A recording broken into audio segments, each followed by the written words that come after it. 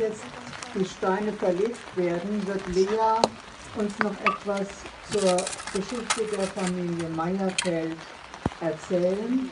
Dear guests, you've got the translation of this text. Information zur Familie Meyerfeld. In der Walter Rathnauer Straße 23 betrieben Ferdinand Meyerfeld und seine Frau Katharina, geborene Schott, eine Mehl- und Getreidehandlung. Von den 7 Kindern der Familie verstarben die ersten beiden Zwillinge bereits nach 2 Monaten. Schon in den 20er Jahren wanderte Sohn Manfred nach Amerika, Weinland, New Jersey aus. Die beiden Töchter, Emma und Clara, flüchteten bereits Anfang der 30er Jahre mit ihren Familien ebenfalls nach Amerika. Der jüngste Sohn, geboren 1904. Good evening. It's wonderful to see you all here. My name is Ellie Meyerfeld, and I'm the CEO here at the Zeckelman Holocaust Center. Thank you for spending your evening with us. It is my pleasure to welcome you to tonight's event, Here I Lived, the movement to never forget. Before we begin, I want to thank our program supporters, Linda Katzman and Fred Kahn, Robin and Leo Eisenberg, Roslyn Gitlin, Denise and Peter Rogers, and Linda and Jerome Sabota. Your generosity ensures that we're able to provide public programs to visitors throughout the year. I also want to thank our community partners for tonight's event, the Jewish Historical Society of Michigan, which preserves our roots so we can shape a positive future.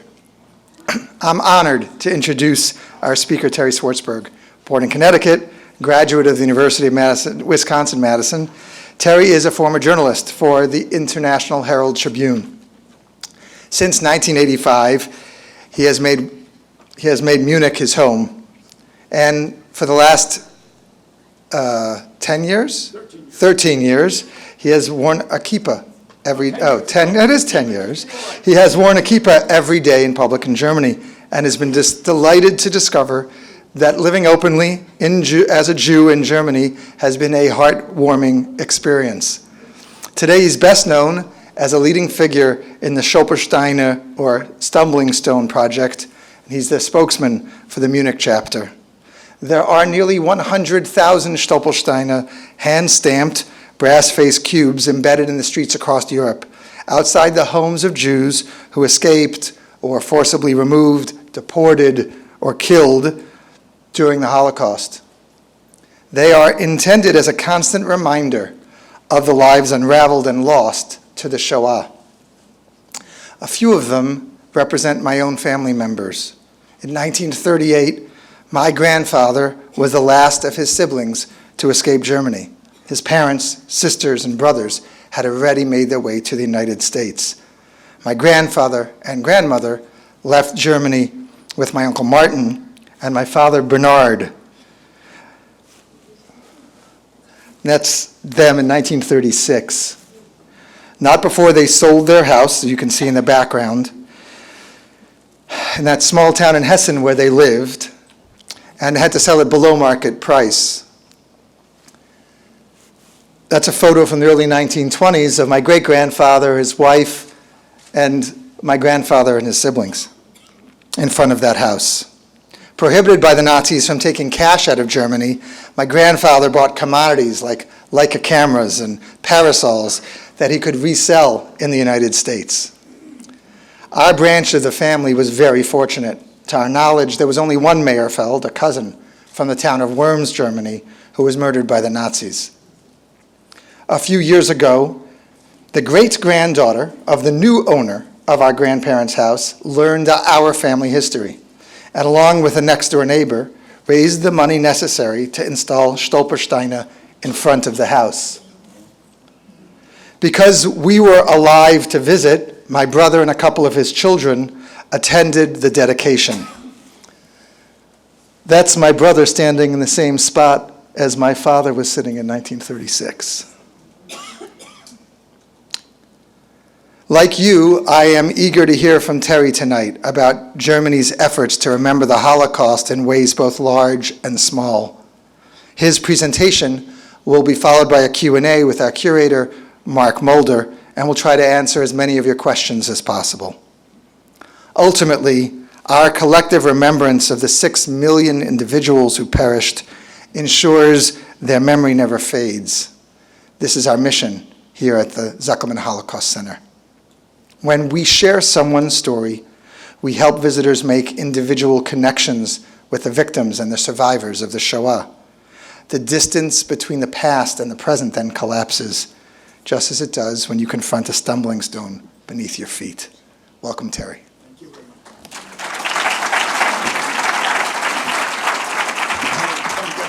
You got a hug. That was beautiful.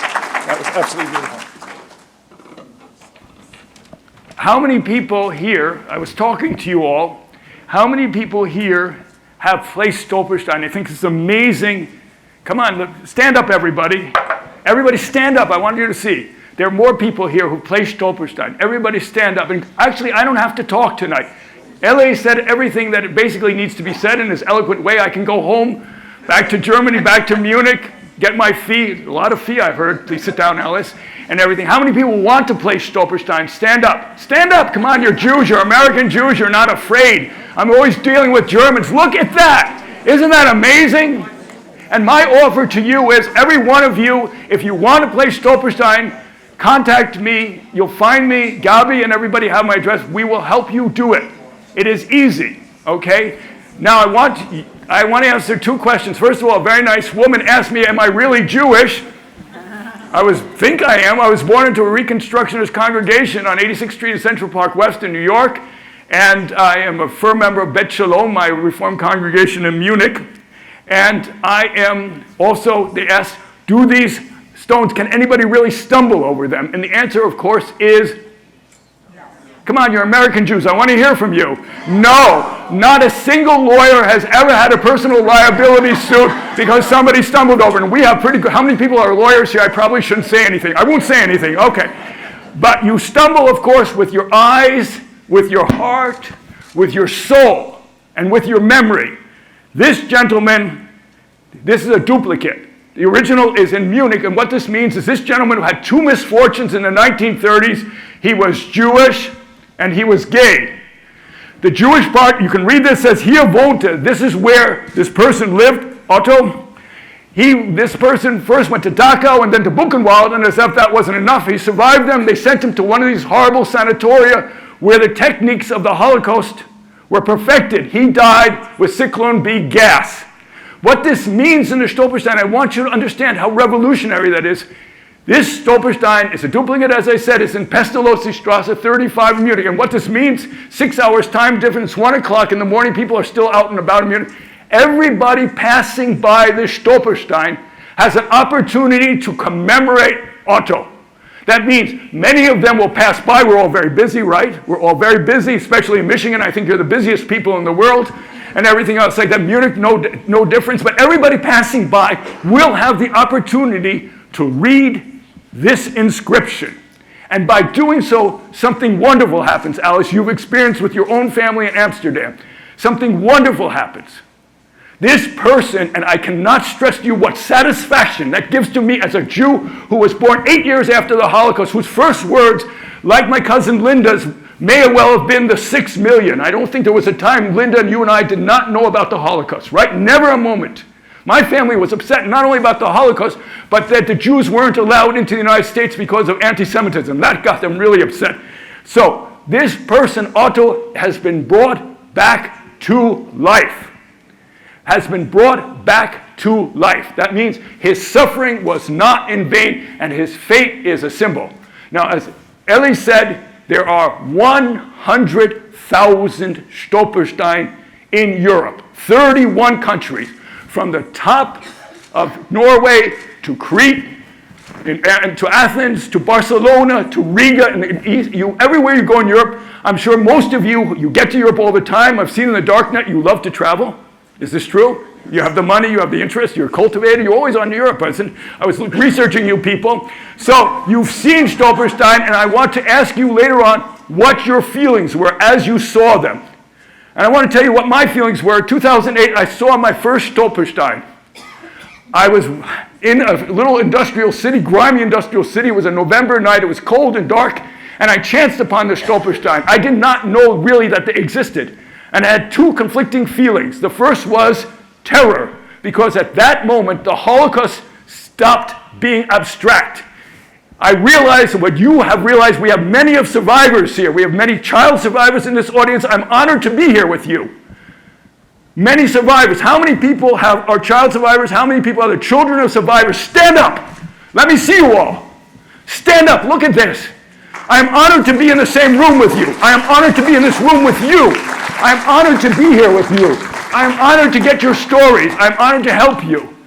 And you know much more about the Holocaust than I ever will, because you experienced either as child survivors or as descendants and everything. So, when I saw my first two Stolpersteine, I felt the terror because the Holocaust became real, and I felt an incredible gratitude to Gunther Demnig, the wonderful artist who started this project in 1991.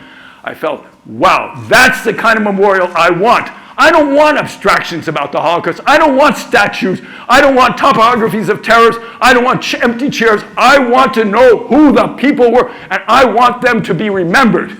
And in my time as the head of the chapter in Munich, I have placed 200 Stolpersteine, and I'm very proud of that. I brought the Stolperstein to Yad Vashem. I'm proud of that. This year we are going to have placed 100 Stolperstein in Munich. 100 Stolperstein. Do you realize what that means? We, my organization and I, have brought back 100 people from the dead. And I want you to understand, Ellie told us something very important. I hope you listen. There may be a quiz later on. Ellie told us something very important. 100,000 Stolpersteine. Now I know, I'm looking at you. I see a lot of people with glasses. I always assume people with glasses are intelligent, maybe because I have glasses, and my daughter Anima, who's there, has glasses. But I'm sure because you're Jewish, you have to be intelligent, right? We may not always agree on everything, but we're always intelligently disagreeing with each other. I know, come on. So, who donates the Stolpersteine? Who initiates the Stolpersteine? Because the most remarkable things about the Stolpersteine is what Ellie told you. There's no governmental money involved. There's no government involved. It's a grassroots organization. 100,000 Stolpersteine, 1,800 cities, 31 countries, 1,200 locally operated organizations who are staffed, personed by me, volunteers, people like me, volunteers, okay? So, Ellie gave you a very great hint when he talked about it movingly. Thank you, Ellie, for this wonderful testimony. Who initiates the placement of the Stolpersteine? Come on, you're American Jews. I always talk to Germans, and Germans will never ask a question. They always sit there like, please don't call on me, please don't call me. You're American Jews. This is the third time I've actually had the privilege of talking to American Jews. I assume you're an American Jew. And everything. So who wants the Stolpersteine? Who asks for the Stolpersteine? I'm not hearing you. Family. And that, of course, is a brilliant answer, and we have many examples of this in the audience. 30,000 of the Stolpersteine have been initiated by family members. 40,000, just as Ellie explained to us, by the people living in the building. Now, you have to realize what that means. In this case, Otto's case, it was initiated by another group because he was gay, a peer group. Now, my daughter is very good on this. LGBTQ+. Did I crush it? I crushed it. Good. She's very strict with me. You'll find that out. Anyway, so a peer group commissioned that, and the people in the house agreed to it. And I want you to understand what that means. That means these people in the building where Otto lived for many years are willing and eager to commemorate every single minute of every single day. That means anytime they go out of their building, they go grocery shopping, what do they see? I don't hear you. Every time they come in, Stolpersteine. That's a commitment that is incredible. And that means, and that, my friends, Haverot ve'Haverim, is why the Stolpersteine are unique. Because they're not ordered by a government. They're not saying, we'll build I love Dachau, I've been there often, I have many friends there, but they're not created by the government. People are not carted there. That means they are there because the people want them there, and because of that, they are protected. They are protected. Do you understand? They are protected because the people want them there. The people are there. So, and what does this mean for us? It means for us the following. All of Europe has now gotten involved in the commemoration of the Holocaust because every single passersby, in two ways, every single passersby has the opportunity in 100,000 Stolpersteine from Norway to learn about a victim, but the total impression of the Holocaust. There's a street in Berlin, it's 400 meters long. There are 155 Stolpersteine. If you do not know what the Holocaust was about, if you walk down that street, you will never learn. Anybody walking down the Giesecke in Berlin knows the enormity, the horror, the sadness of the Holocaust. And I think that's great. The other thing is, who are these people who are paying? Because in here I'm going to waggle with my eyebrows. Donations. That's my eyebrow waggle donation. Ron, was that a good waggle? Did you get the message? Okay, we need donations. Okay, I said it. So, who are these people? They're people who are all doing this, are involved in the Stolpersteine. And that means, especially the young. And this is the miracle. This is a ness, a miracle. Because when I arrived in Germany in 1979, many people thought that interest in the Holocaust, awareness of the Holocaust would dwindle as the number of survivors died. That's what everybody hoped. On the right and the left are going, how can we stop it? And they did a very good job in Germany. My daughter, Anima, how many times have you studied the Holocaust? Stand up and tell how many times you studied the Holocaust in high school. My daughter's not shy. Right. Good and loud. You have to speak to my microphone. More than twice, at least twice in every school. So, that is the way the Holocaust is studied in Germany. Isn't that wonderful? That's wonderful. We're not just talking about Germany. We're talking about all of Europe, okay? So, this is an opportunity to get to know. I recently placed Stolpersteine. It was a blustery day, somewhat like tonight, for 7 members of the Lelpheimer family, and it was very interesting to be there. There were 80 people there, which is a good turnout. Of the 80 people, our rabbi was not there, our cantor was there. We did El Malei Rachamim, we did Kaddish, and then 60 of those people were there, were young. They were 9th and 10th graders. Most were female, and many were Muslim. And why were they there? Because in the 9th grade, they had learned about the Holocaust, and they asked their wonderful teacher, who was a close friend of mine, Bas Lignier, he said, Bas, Herr Lignier, what can we do to commemorate the victims of the Holocaust? What can we do? And he said, let's get some Stolpersteine placed. So these wonderful young women, Eski, Dilana, and Sarah, went around to the classmates and said, we're collecting for Stolpersteine. And they got 240 euros together, and we got the Stolpersteine for them. For 2 young people their age, that's very moving for them, of course. And then they said, there's going to be a placement. Can we research the biographies, the lives of these people, and can we orate, can we explain them, can we tell about them? And they did, and there wasn't a dry eye in the house. So you understand what I mean. Young people are involved in the commemoration of the Holocaust. What that means is nowadays, and this makes, and I have to say, some people not uneasy, but I bet there are people here who do not believe me. Is there anybody here who doesn't believe me? I'm looking at your faces. I'm seeing a little bit of incredulity. Okay, what it means is that the commemoration of the victims of the Holocaust has gone from being a Jewish affair of Jews and bored politicians giving boring speeches on the 27th of January in Yom HaShoah to bored audience. It has become an all-European thing, and I think, friends, that this is something absolutely wonderful. And don't you agree with me? Do you believe me? Do you believe me? Do you believe me? Well, anybody who has seen the Stolpersteine knows what it is. Alice placed Stolpersteine for her family in Amsterdam. Alice, were a lot of people there? Stand up, Alice, you're not shy. Talk about it.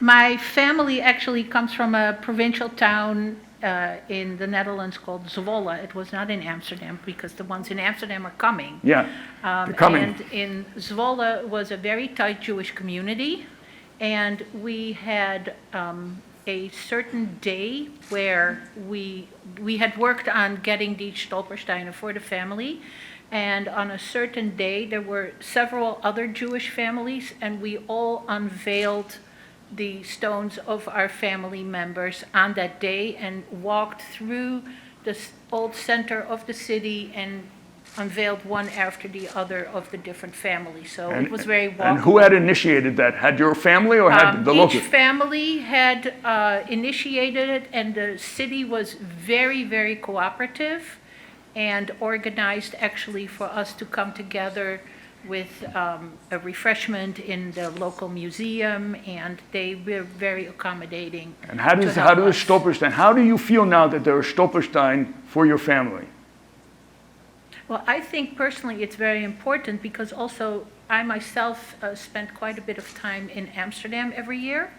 And when you walk there through the neighborhood, through my neighborhood, but also through other neighborhoods, you'll walk and then suddenly you stop, you see two shiny Stolpersteine. Stolpersteine. Say it in Dutch.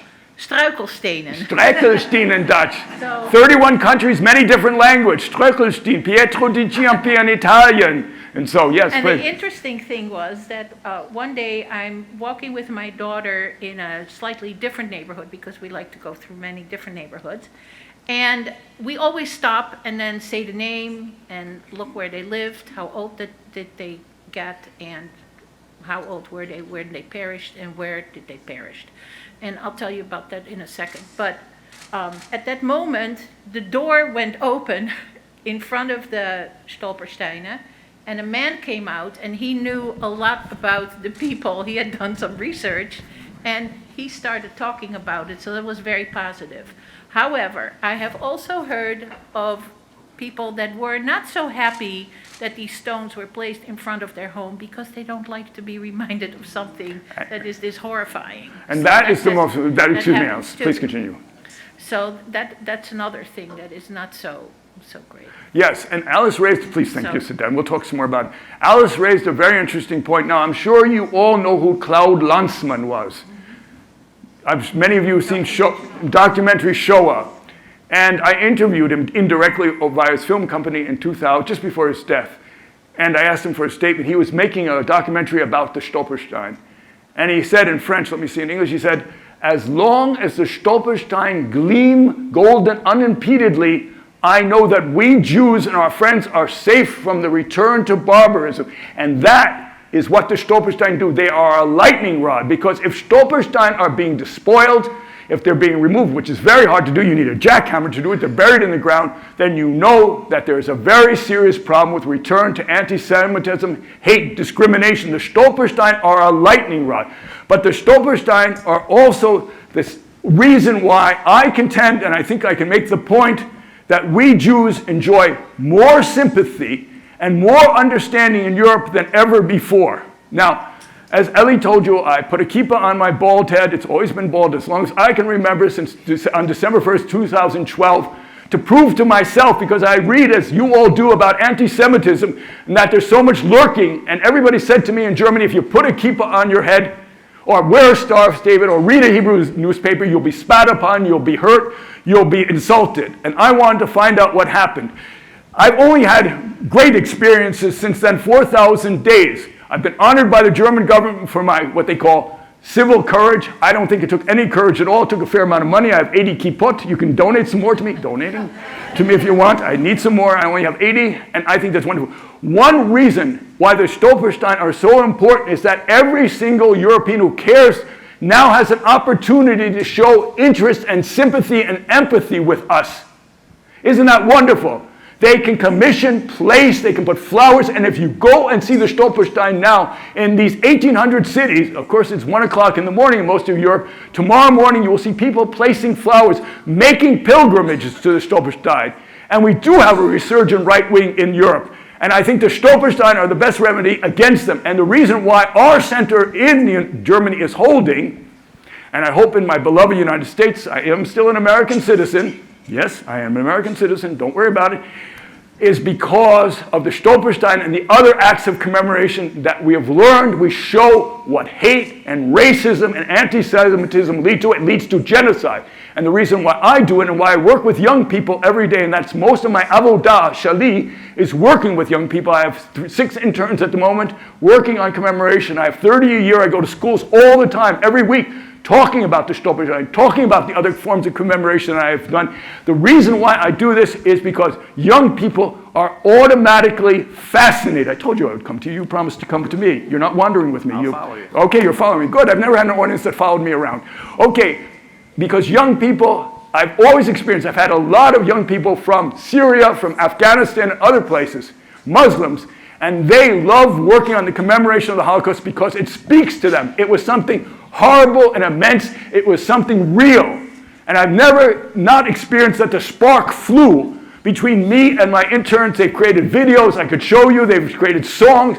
They've created everything possible because they find the Holocaust momentous. And that is a very, very good thing, I would say. An amazing thing that is happening in Europe. And most of you have experienced it, or a lot of you have experienced. This is my offer to you, and then I will probably be done. I will be open to questions. I'll probably be done. I want to say one thing. I'm here. I'm a shy, reclusive person, as you've seen. I'm not. I'm Jewish. I'm from New York. Go to Israel. In Israel, I always feel shy and retired. The Israelis, lots. You know what I mean? Israelis are, So, if you want help, as I've said to many of you tonight, an email will suffice. We will get your Stolpersteine placed, whether they be in Leipzig or in Frankfurt or in other places. I will address that question. One more question. Mark will probably ask it. The other thing is, help us. I seem like a very lively, friendly, cheerful person. I swear to you, every day I sit there and research biographies of Holocaust victims. I do it every day. I find people to help me. We don't have much money. And getting people to help, despite what I've said, it's very cheerful, but time comes when we need help. We need people, people have to research, because every biography, every Stolperstein requires a lot of research. You have to find out what happened to these people. You can't write just anything on the Stolperstein. It has to be correct. And believe you go through documents and you always read immorted, killed. But where were they killed? How were they killed? Some escaped. Stolperstein are also, and this is a key point, place for every single, like Alice's family and Ellie's family, every single person, whether they were killed or not, because every single one of them was a victim. And Stolperstein, of course, are not just placed for Jews. Now, I know you're very, very, very, very intelligent. So, I want you to sing out now. Sing out. What other groups are Stolperstein placed for? I'm not hearing you. Gypsies. We call them Sinti and Roma. Very good. 500,000 Gypsies in Roma killed. We place Stolperstein for them. Yes. Sing out. Disabled. The euthanasia victims. 200,000. We place Stolperstein for them. Very good back there. Back of the room is doing very well, by the way. I know you were hiding from me, but you're doing a very good job back there. Anybody else? Jehovah's Witness. You very clever people. Jehovah's Witness. Who said that? Who said Jehovah's Witness? Stand up. Jehovah's Witnesses were incredible people. They were incredible. They said they were not going to swear allegiance to the Nazis. They were not going to do it. They have their own religion. I have many friends. What I think of the religion is something else, but they went to their deaths because they would not have any truck with the Nazis. Okay, any other groups for whom we placed? What? Homosexuals. 200,000 were killed by the Nazis. We placed what we call pink Stolperstein. That's the color rosa in German means homosexual. Of course, political opponents, members of Germany's immensely courageous Widerstand, resistance. There was a resistance to the Nazis. The Germans don't want to talk about it very often because it shames them, because so many cooperated, so many were willing Nazis. But there were men and women who stood up to the Nazis. We placed Stolperstein for them. Any other groups? Communists. There, that row is doing very well, by the way. It's a very good row back there. Communists, of course, they were the ones who led the opposition. They were the members of the resistance. Social Democrats, other people. So we placed Stolperstein for anybody persecuted and killed by the Nazis. That means we have placed, how many Stolperstein have we placed? You are very intelligent. That's wonderful. We placed 100,000 Stolperstein. For the Jews alone, how many Stolperstein do we need? About 10 million, right? 10 million. Anima, my daughter, I don't know if you want to do that. She's just graduated high school, and with a German and an American high school diploma. Very proud father. So, and he was 18. I'm not expecting any grandchildren from you. Let's keep it that way. But someday you may, and your children, and your children, and your children, and your children, and your children, if they so wish, will be involved in the Stolperstein, because the Stolperstein, my friends, are here to stay. And every year, they are manufactured by hand. We would like to manufacture more, but it's an artistic project. Every year, 10 to 15,000 Stolperstein in place. We have a backlog of 60,000 Stolperstein. So many people want to get them placed. Isn't that wonderful? Isn't that absolutely wonderful? I was asked the question tonight was whether I'm Jewish. I think I proved that I'm Jewish, if not by my biography, certainly by my way of being. And another lady asked, Martha, a very nice lady in Ann Arbor, asked, I'm going to Berlin. Am I going to be safe in Berlin? And I said, well, first of all, there are 100,000 Israelis in Berlin, so the only thing you're not going to be safe is you have a choice of too many Israeli restaurants now. Israeli love it. There are also 10,000 Stolpersteine in Berlin. 10,000. In Munich, we have 240. 10,000 Stolpersteine. I think you're very safe. We have 9 Jewish congregations in Berlin. I think you're very safe. And that's the other last thing I want to talk about is many people in this audience probably are not aware of it, but everybody always talks about anti-Semitism, anti-Semitism, anti-Semitism. You know what? I think we Jews are doing an amazing job in the United States. I think I've been loving coming to Michigan thanks to my wonderful cousin Linda. She gets an applause. Stand up. Linda arranged all this. Stand up, Linda. She arranged all this. You're wonderful. So when I see these huge congregations and all these wonderful things, I think American Judaism is flourishing. I'm so pleased, and excuse me, that was German for especially Reform Judaism. I hope you prize, and conservative Judaism, I hope you prize what you have here because it is very special.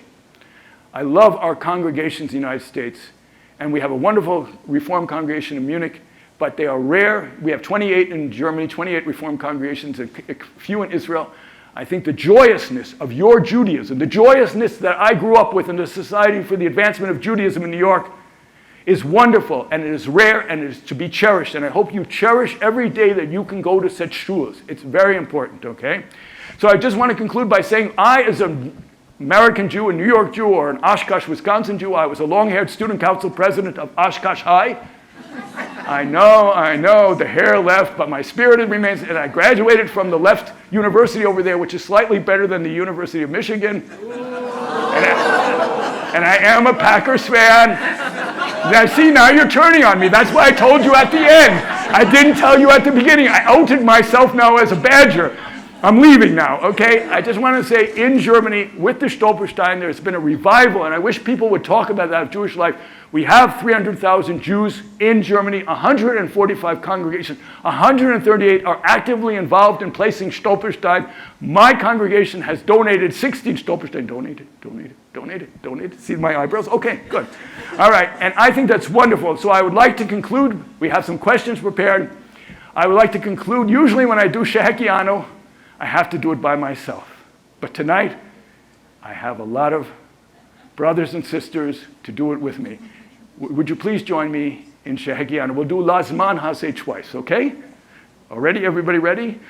Baruch atah Adonai Eloheinu melech haolam shehekianu ve'kimanu ve'higianu lazman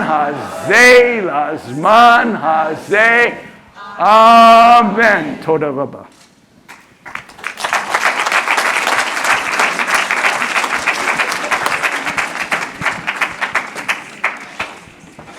All right, thank you so much, Terry. I'll see if I can get him to stay up here on stage with me for a few minutes. If anybody can do it, Mark, you can.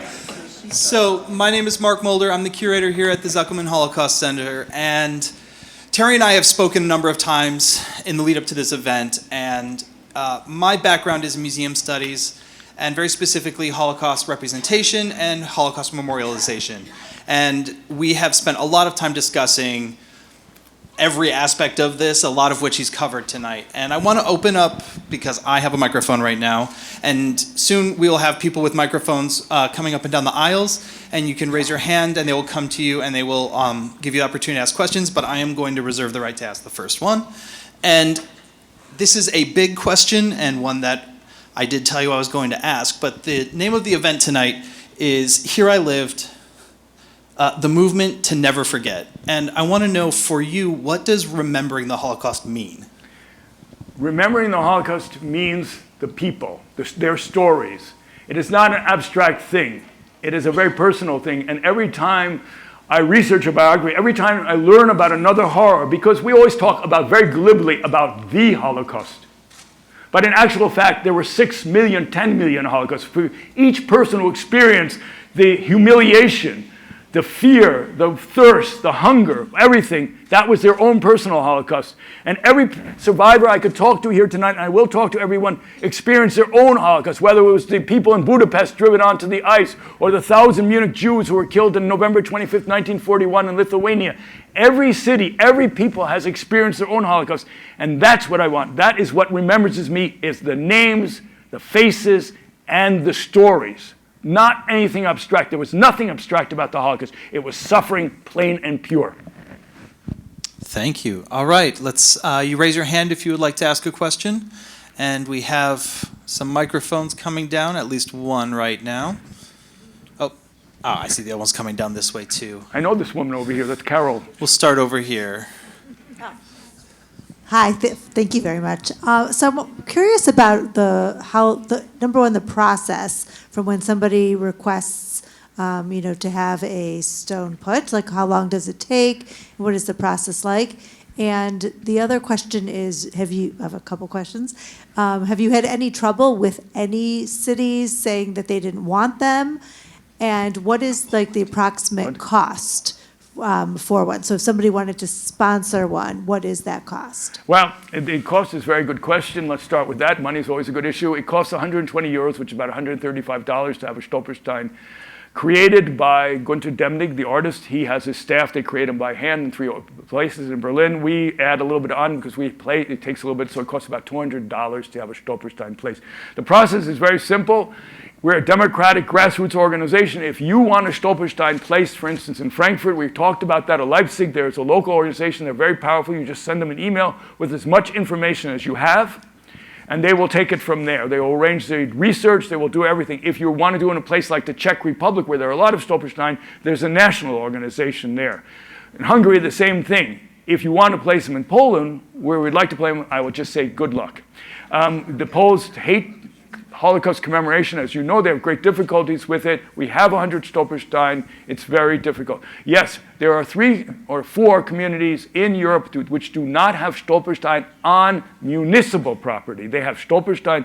One of them is where I'm from, Munich. We have 240 Stolperstein. They are placed on private and state property. The city government, thanks to opposition from the Orthodox Jewish community, they don't trust Germans, non-Jews, to commemorate on the street, has said we don't like it. So we have 240, we should have more that way. Linz, where Hitler wanted to build his capital, for some reason there may be a connection. Munich was where the Holocaust started. Linz and Innsbruck also do not. Paris is the same thing as Munich. But for instance, we recently had this problem was in Belgium. In Antwerp, as you all know, you're very knowledgeable, there are tons of Jews in Antwerp, there were tons, and the Jewish community, the Orthodox community loved them, but they said, we want to place them where we live now, because where we live then is a Muslim ghetto. We don't trust the Muslims to not despoil the Stolperstein. And then they convinced, the Muslims came out, there was a big dialogue, and the Stolperstein are now in Antwerp. Okay, did I answer all your questions? Yes. Okay, thank you. All right, go to this side now. Yes, are these placed on the sidewalk? They're placed in the sidewalk. In the sidewalk in cement? Yes. And are these placed in front of homes? Yes. Where now Gentiles live? Well, I mean, not just necessarily Gentiles. I mean, they're placed who's ever living there, where Jews used to live or homosexuals used to live. In other words, the idea behind the Stolperstein is, and I think Mark will really second this, is we want to show that these people were just like all of us. We're all of us, and where they would last live before they became victims. In other words, the moment they became victims, they were dragged off to Judenhäuser or to concentration camps or forced to flee. We don't place them in concentration camps. We don't place them in prisons. We don't place them wherever death marches. We place them where people were living in their homes as normal citizens as we all are now. Did I answer your question? No. I didn't. I'm asking you, these are placed in the sidewalk in front of homes where Gentiles are living. It couldn't be. It could also be Jews Is that now correct? living. It could also be Jews now living there. It's just different people. Well, there are many homes that were taken over. Right. Most of them are That's Gentiles. right. Yes. Now, do they allow that in front of? I just gave my talk, which said that they not only do they allow it, they ask for it. The largest group of people who commission Stolperstein, who organize, who donate, Did you see me waggling my eyebrows? I know you're not laughing that much. I think you're getting ready to donate. They are non-Jews. 95% of all, there are hundreds of thousands of people participating in the Stolpersteine movement, either by agreeing to have Stolpersteine placed or commissioning or everything that are not Jewish. Okay? They're not Jewish. Commemoration is no longer the Holocaust. It's no longer purely a Jewish thing, and I think that's wonderful. I'd like to add one idea to this, that with Holocaust memorialization and the way that we talk about the Holocaust, and especially here at a museum, we often see people as just the victims or as just the survivors. And by placing them in the places where they lived within the community, we are, and you made the point of it making it more real and more immediate, that this is not just a person. It doesn't reduce them just to the camp or just to the ghetto or just to their death or just to their expulsion. It puts them back into the community where they were. And that is one of the strengths of these decentralized memorials, is that it's everywhere and you can't avoid them. Right. Galai Noge Banai, who is a professor at Hebrew University in Israel, said, the Stolpersteine have become a palpable, walkable atlas of Jewish life and Jewish suffering. And I think that's true too.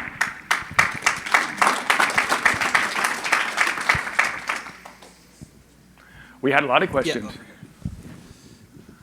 Yeah. What can you tell us about the stability of the Stolpersteine? In other words, they're nice and shiny in most of the pictures, but what happens with time? Yeah, this is a very good question. Alice wants to answer it. Please, Alice. But before Alice answers, I just want to say you're entirely correct. The first illegal. I have to wander, Mark. I'll be back. Don't worry. I can't stay still. I don't know what's in it. I have to go to you. Okay, I'm going to try to be good. I'll stay here. Okay, that's close to you. Okay, the Stolpersteine have to be cleaned all the time because they're in the ground. Mm-hmm. And they're made out of brass. They're very, very resilient. But we clean in Munich. It's the cleanest and most beautiful city in the world. I would invite you to come and visit me. I am celebrating my 70th birthday on July 22nd. You're all invited. The city of Munich is closing down my street. We're going to have a block party with klezmer, music, kiddush, free food, free music. What more do you want? Anyway, so in Munich, we clean the Stolpersteine at least 4 times a year. We clean them on the 9th of November, Kristallnacht, and we're going to be placing Stolpersteine then, 60 Stolpersteine.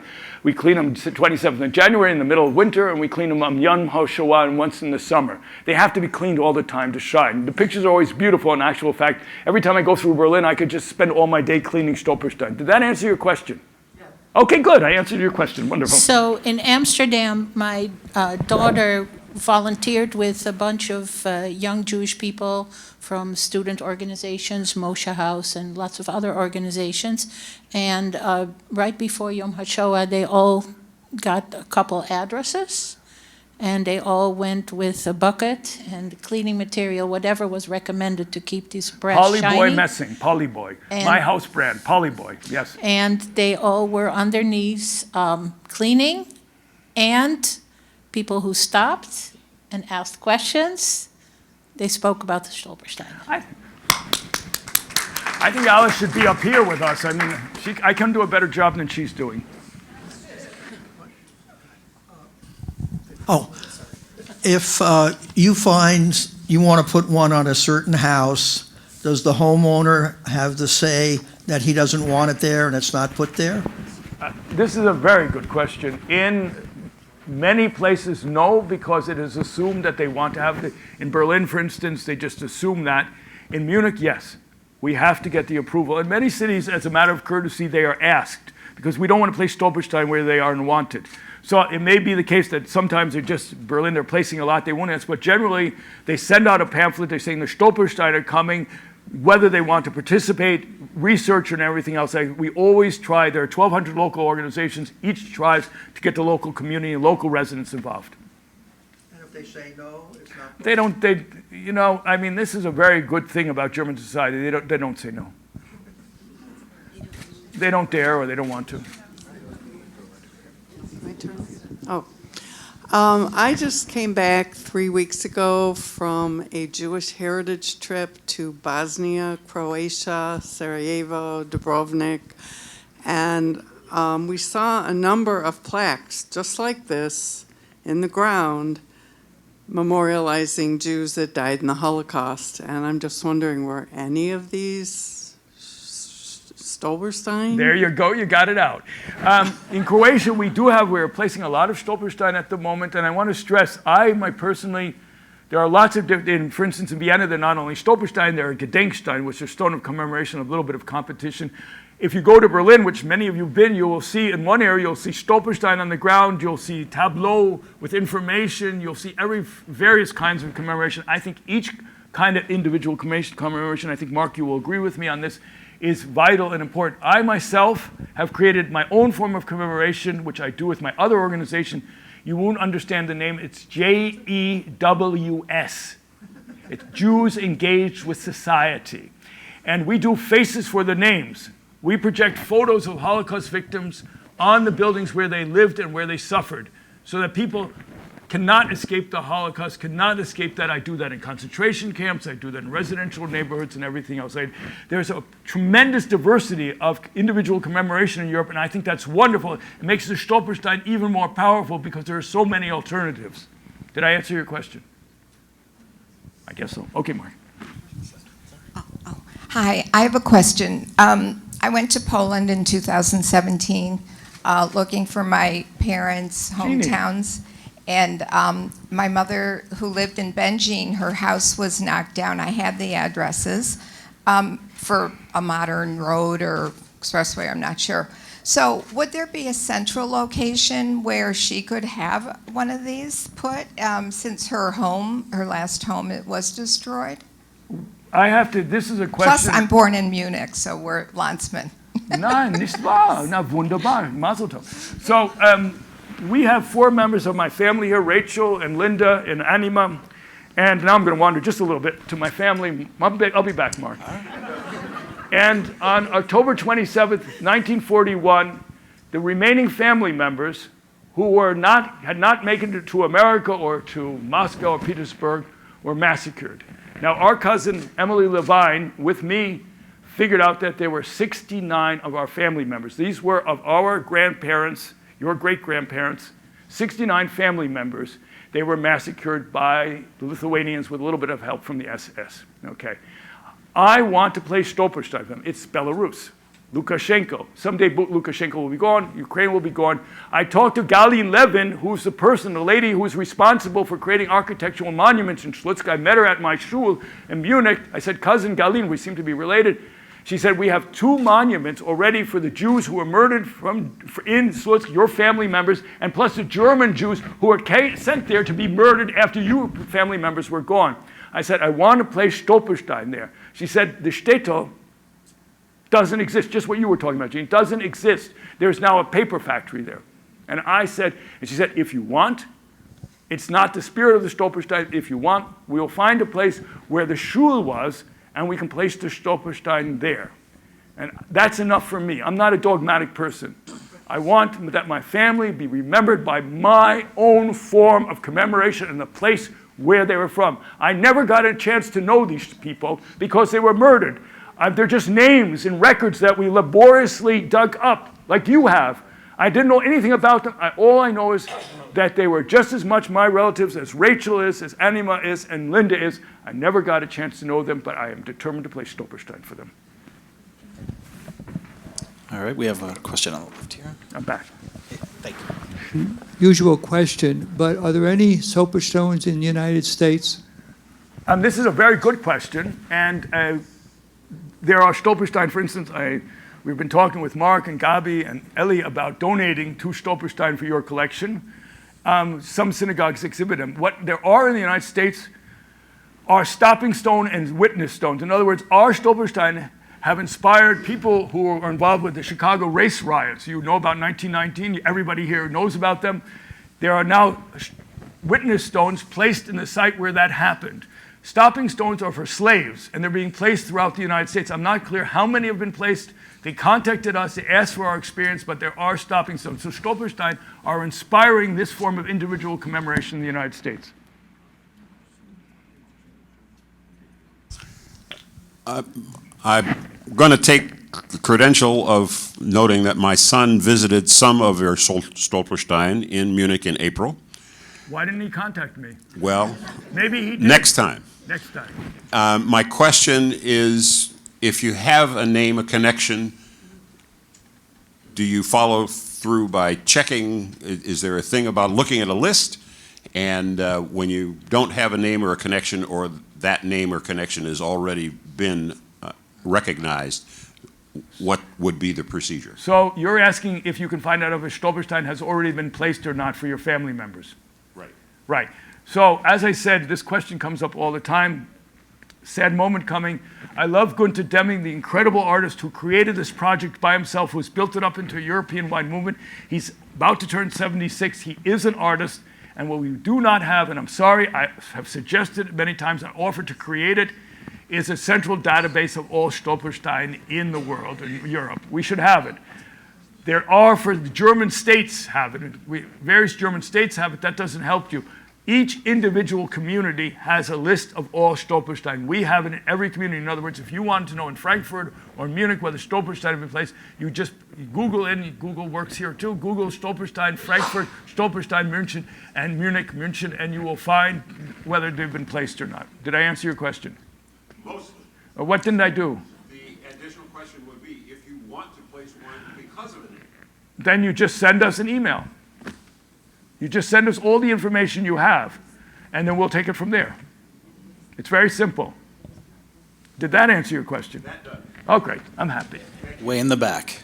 Yes, my question, you mentioned Poland, how there aren't any. Is that because the Orthodox Jews don't want them, or because the right-wing government doesn't want them? Well, I hate, first of all, no, actually, I must stress that aside from Munich, and a few other communities, Orthodox Jews really love the Stolperstein. It's not the Orthodox Jews everywhere. It's just in Munich, it's a special circumstance. I won't get into it now. It's not a very happy tale. It's not a happy story. So, but in Poland, I don't know. I mean, for instance, there are Stolperstein. There are 100 Stolperstein in Krakow.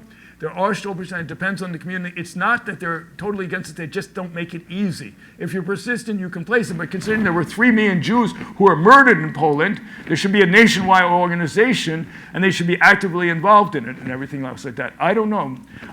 It's a black box to me, but there are no good answers coming out of that. How do you feel the German citizens today view World War II, the Nazis, and Hitler, and especially if you have a father or grandfather that was in the German army or was an avid Nazi supporter? That's not a small question. And I've lived in Germany for 44 years.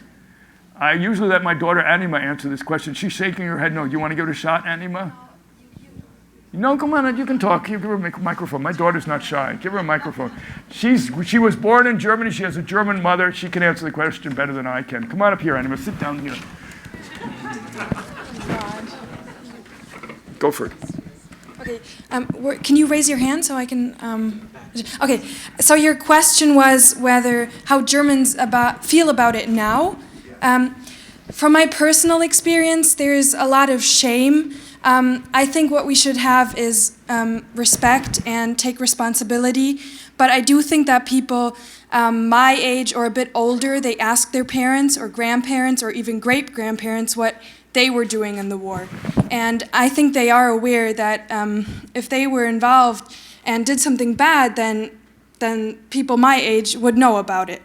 But in general, we have a lot of education on it. I learned about the Holocaust multiple times in school, and there's a lot, I think from my personal experience, there's a lot of shame, responsibility, and owning up to the mistakes that were made, not by the people themselves, and my generation knows that they were not personally involved, but they know what their families did. Does that answer your question? Yes. Okay.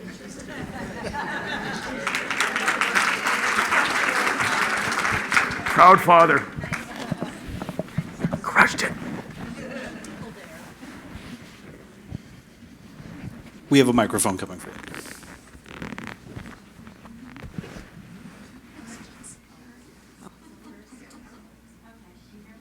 You're going to hold it? That's great. I wanted to say a couple things. Are you aware that in the state of Michigan, they put into law that in all high schools in Michigan must now study the Holocaust? And my second thing is, my mother is from Unvar in Czechoslovakia, which is now Ukraine. Her home was taken over by the Germans as their headquarters because it was very large. It is now a post office. Could I get this installed in front of the post office? Does anyone go into the Ukraine other than? Yeah. First of all, I want to say I think it's wonderful that they're teaching the Holocaust in Michigan. I was at. I was shocked to find out last evening about Congregation Beth Israel in Ann Arbor that people are picketing them with anti-Semitic things. That would not happen. That cannot happen in Germany. That is not allowed. That would never happen. There would be a nation. And besides, we have laws against hate speech. That would cause an outcry around the world. The Ukraine was an interesting story. We were starting to play Stolpersteine there, and very avidly, and there was absolutely no problem. And then now with the war, but I assume hopefully this war will come to an end. We do have a lovely president in the Ukraine who happens to be Jewish, as we all know, and I anticipate that Ukraine will place millions of Stolpersteine once the war is over. I really think so. They were making huge. There are some Stolpersteine in Ukraine. Whether they're still there, battlefield and everything. They were in the East Ukraine. I don't know if they're still there, but I'm sure we will be placing Stolpersteine in Ukraine, and I'm sure we'll be able to help you do that. Thank you. A little bit of clarification on one of your statements. That's the first question. You had mentioned where the person last lived in their normal life.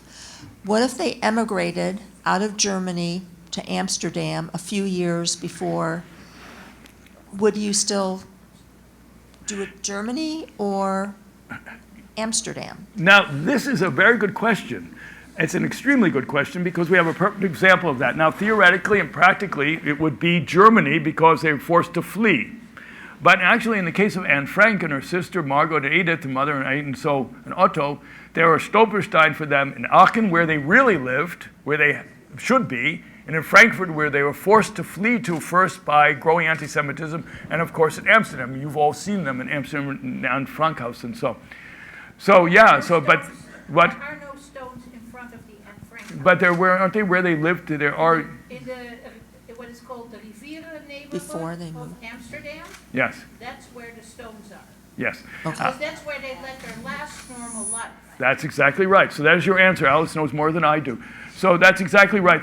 And it's also it's a judgment call because Jews were very well rooted all throughout Europe, and especially in Germany. They lived in farms, they lived all around, and starting in 1910, or just after the war, the growing tide of anti-Semitism forced them first for greater safety to move to cities and to move to Jewish neighborhoods. So what the last addresses where there were people and not victims is often a very difficult judgment call. Did I answer your question?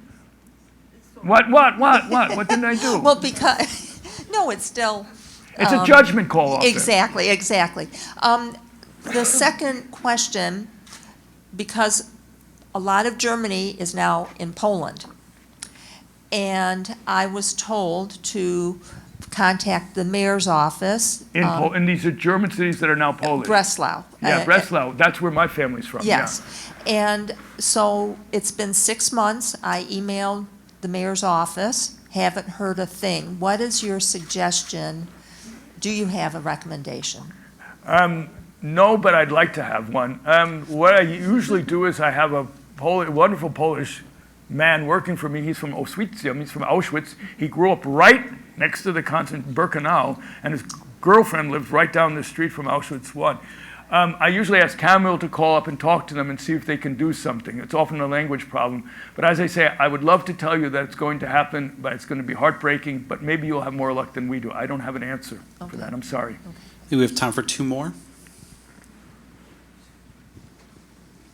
Yeah, I guess I'm in kind of a quandary because I have a number of relatives, I think, that were in Ripon, Poland, and would love to be able to, do a Stolpersteine with them, but I'm not sure. What the process, what roadblocks you're running into in Poland, how to jump over them. It sounds like it's political, and is there anything that can be done that way? Well, I mean, we all follow the situation in Poland that you're not allowed to discuss the Holocaust in certain ways. You're not allowed to say that Poles were collaborators. You're not allowed to discuss that, as Mark well knows. So, I mean, obviously, it was the same situation in France. Thank God that's ending. That they did not want to live up to their shameful past. It's just as simple as that. But I don't know what your name is back there, who had to answer those very intelligent questions with your family in Breslau, Wrocław, is that the way to do it on paper is to contact the local authorities and to document it, and then theoretically they should approve it. But as I say, I have no power over Poland. I would love to have power. If I had energy, I have so many projects, I would organize a petition for the government of Poland to say, you need Stolpersteine. Maybe we should do it. Maybe I'll find capacity, have enough to do it, but we should do it. We should really rock the Poles and really get Stolpersteine in Poland. I would love that to happen. If you have energy? All right, last question. Terry, first of all, thank you so much for coming. My question is, what made your decision to move to Germany, or to move to where you are now?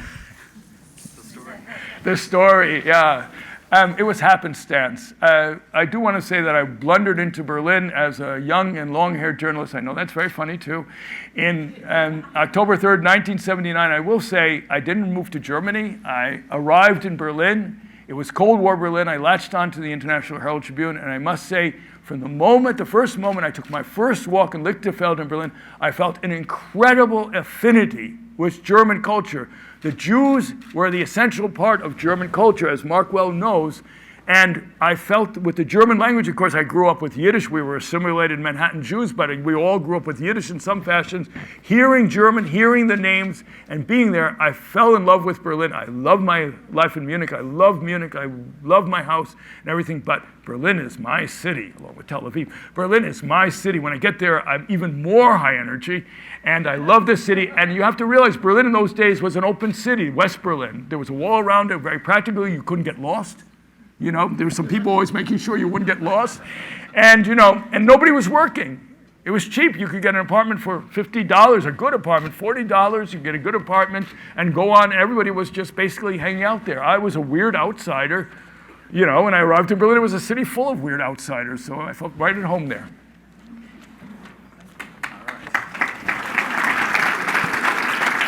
All right. Well, Terry, thank you so much for this fascinating discussion. And thank you, everybody, for being here with us tonight. If you liked what you learned, we hope that you will become a member of the Zuckerman Holocaust Center. We have information at the front desk as you're leaving. And we hope you'll join us at our next program, Germans and Genocide After the Holocaust, on Tuesday, July 11th, with Wayne State University professor Andrew Port discussing his new book. It's a really exciting time at the Zuckerman Holocaust Center. You may have noticed as you came in that our permanent exhibit is under a complete renovation to meet the needs of the 21st century museum visitor, while also staying true to our mission, vision, and values. You can keep up with us and what we're doing with that renovation, as well as all of our upcoming events, because we are not closed. We are going to keep doing things. We have a small temporary exhibit that will soon be getting artifacts in it as well. We are waiting for a shipment of new artifact cases that should be here any day now. And you can go to our website, www.holocaustcenter.org, to keep up with both of those things, our events and our renovation. And now we invite you all to the lobby for a dessert reception where we can keep this conversation going. Terry and I would be happy to take more of your questions. Thank you all, and have a great night.